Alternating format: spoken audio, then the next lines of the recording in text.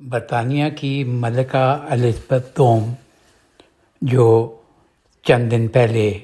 جہان فانی سے رخصت ہو گئیں، بالمورر میں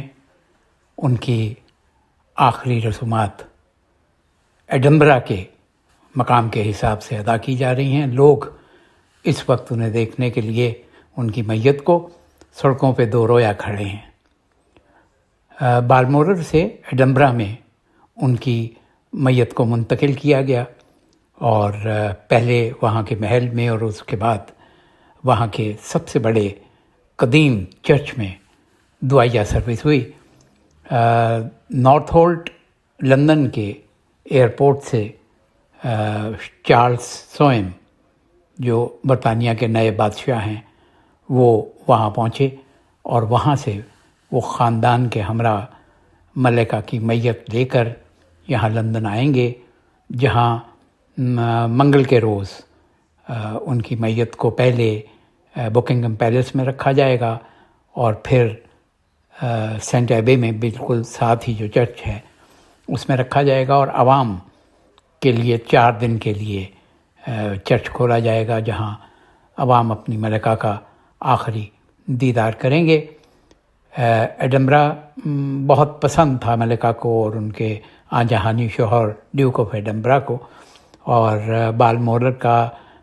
جو محل تھا ملکہ کا وہ ان کی پسندیدہ جگہ تھی۔ یہاں پر ایڈنبرا میں جو سروس ہوئی ہے، دعائیہ تقریب ہوئی ہے، اس میں ہر طبقہ فکر کے لوگوں نے شرکت کی ہے۔ یہاں بھی لوگوں کو، عام لوگوں کو اجازت دی جا رہی ہے کہ وہ ملکہ کی تابوت کے سامنے سے گزریں گے تعظیم کے طور پر۔ ایک اس بڑے چرچ میں دیکھیے نئے بادشاہ برطانیہ کے چارلس سوئم اپنی اہلیہ کے ہمراہ اس وقت ایڈنبرا کے تاریخی چیپل میں، چرچ میں موجود ہیں، جو اپنی والدہ کے اس کوفن کو، اس میت کو لے کے منگل کو یہاں پہنچیں گے لندن میں، اور لندن میں ان کی آخری رسومات جو ہیں وہ ادا کی جائیں گی۔ اور 19 ستمبر کو پیر کے روز، جبکہ پورے ملک میں اس سلسلے میں چھٹی کی گئی ہے، تعطیل کی گئی ہے، تو ملکہ کی اس دن تدفین عمل میں آئے گی، اور یہاں 4 روز تک عام لوگ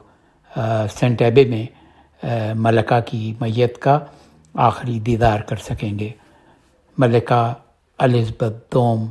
جنہوں نے برطانیہ پر سب سے زیادہ 70 برس تک حکومت کی، اب